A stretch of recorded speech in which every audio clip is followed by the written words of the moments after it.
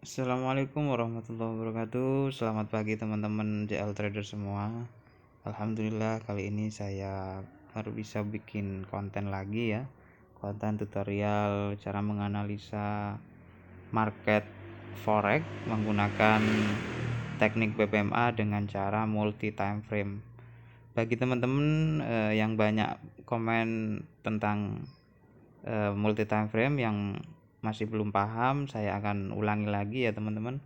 Dan kali ini saya akan coba menggunakan multi time frame lagi dengan analisa di handphone ya, atau pakai Android, juga bisa pakai iPhone ya. Intinya pakai handphone, bukan pakai komputer. Baik, langsung saja. Di sini caranya multi time frame itu yang saya pakai, biasanya saya buka 3 sampai 4 time frame teman-teman di laptop. Akan tetapi ini pakai HP, kita akan juga melakukan screening. Caranya dengan melihat time frame besar hingga ke time frame terkecil ya. Nanti insya Allah maksimal ada di 4 time frame ya. Dan kali ini kita akan melihat tren dulu di time frame daily, karena kita akan trade harian ya. Trade harian kita biasa pakai analisa daily. Dan di sini sudah saya buka daily. Sekarang saya akan tunjukkan di mana daily ini. Nah, setelah beberapa hari meneruskan downtrendnya, nah, di minggu kemarin Euro USD ini ada kenaikan ya teman-teman. Euro USD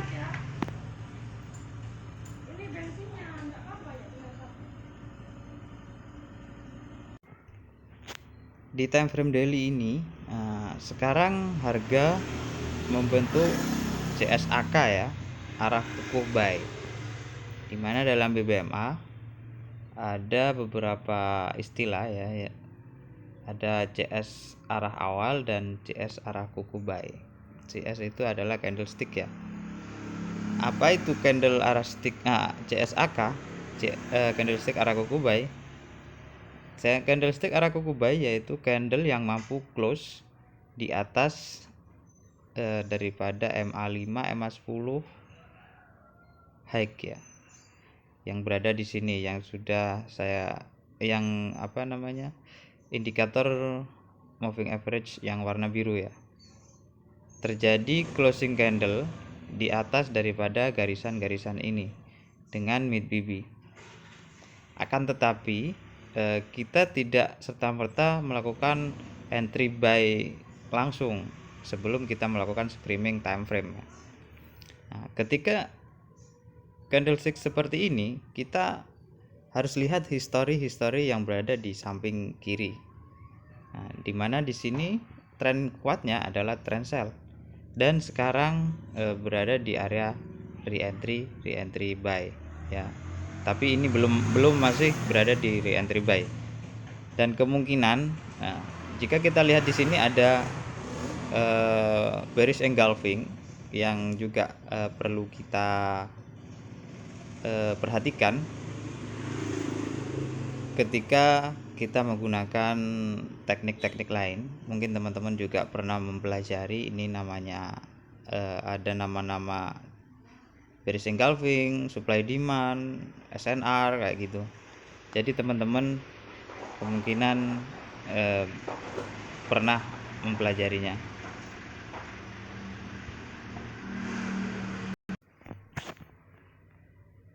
Oke, setelah kita ketahui di daily, di sini adalah area-area untuk kita ambil sell ya teman-teman, karena di sini ada resisten di time frame tertingginya.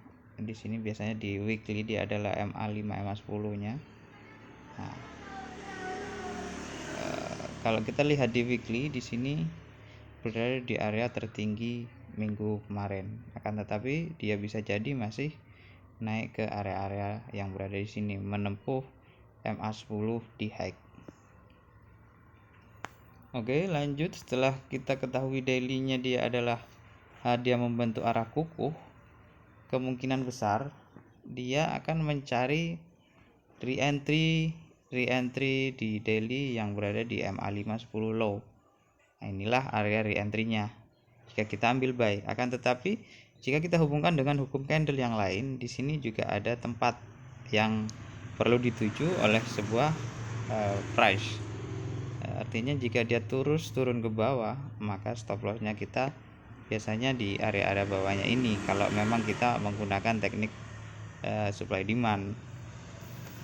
Jadi kita akan tentukan nanti ketika sudah menemukan clue-nya di time frame terkecil. Karena kita akan trading harian, maka kita akan mencari entry-entry yang tepat untuk hari ini saja. Oke, lalu kita akan mengecilkan ke time frame H4 untuk menemukan entry-entry moment, dimana di H4 sudah terbentuk momentum dan re-entry-nya ya teman-teman. Seperti ini gambarannya. Jika sudah ada arah kukuh, maka akan ada re-entry. Nah, ini adalah kawasan re-entry untuk melanjutkan tren bull. Nah, di sini juga sempat terjadi arah kukuh, namun dia tidak begitu kuat dan dia jebol lagi ke arah atas. Ini bisa kita ketahui kenapa yang berada di sini tidak mampu untuk menjebol ke bawah setelah arah kukuh. Nah, itu berada di time frame terkecil untuk kita dapat melihatnya. Nah, setelah di H4 kita menemukan di sini adalah momentum re-entry. Ini MHV ya, market hilang volume dan tidak mampu untuk menjebol kembali. Namun jika ini nanti dijebol di time frame H4, maka insya Allah akan price akan terus berlanjut mengikut time frame weekly-nya. Karena kita daily, kembali lagi kita akan melakukan screaming mengikut time frame daily. Oke, di sini di H4 sudah ada reverse dan retest ya. Ini ada reverse, ada retest. Nah, di sini akan ada reverse lagi, ini ada reverse, ada retest. Nah, maka di sini kita akan tunggu arah kuku sell-nya kalau kita akan melihat time frame H4-nya ya. Jadi di sini kita masih bingung ya. Akan tetapi di sini adalah area re-entry buy untuk H4. Kita perlu penguatan banyak time frame. Kembali lagi kita akan trading harian, maka kita akan melakukan follow trend daily ya. H4 di sini belum membentuk arah kuku. Kita coba lihat ke H1. Apa yang terjadi di H1? Kita akan coba lihat di H1. Nah, H1 sudah ada arah kukuh sell. Setelah momentum ini membentuk arah kukuh, namun ini tidak valid karena dia ada reverse candle dan terus turun. Di sini juga membentuk arah kukuh. Nah, ini adalah candle sideways di H1. Kita masih bingung juga di H1. Nah, sedangkan di dalam daily adalah arah kukuh buy, tetapi di konfirmasi time frame-nya di H1 adalah arah kukuh sell. Jadi kita bingung di area sini. Bagi teman-teman yang mau buy mengikuti time frame daily, kemungkinan stop loss-nya berada di bawah daripada candle ini ya. Kawasan-kawasan ini di bawahnya. Bisa di bawah sini, tergantung nanti teman-teman ukur risk reward-nya. Jika risk reward-nya teman-teman sanggup, nah ini kalau di sini aja 25 ya, 25 pip untuk risknya, dan TP-nya di atas ini di titik tertingginya. Jadi 1:1 kalau di sini. Jadi tetapi ini belum kuat ya teman-teman, karena ini terjadi arah kukuh sell lagi. Jadi kita masih belum ambil keputusan. Tetapi kalau tadi di sini ada momen sebenarnya kalau teman-teman tahu bisa analisa sendiri, di sini ada momen di mana ada reverse candle, ada arah kukuh, lalu ada re-entry. Re-entry tepat lurus dengan black limit atau supply and demand ya. Ini di area-area sini adalah entry sell untuk time frame H1. Mengikut time frame daily ada tempat-tempat retrace untuk meneruskan perjalanan sell. Nah, bagi teman-teman apakah masih bingung dengan tutorial kali ini? Kalau teman-teman masih bingung, bisa ikut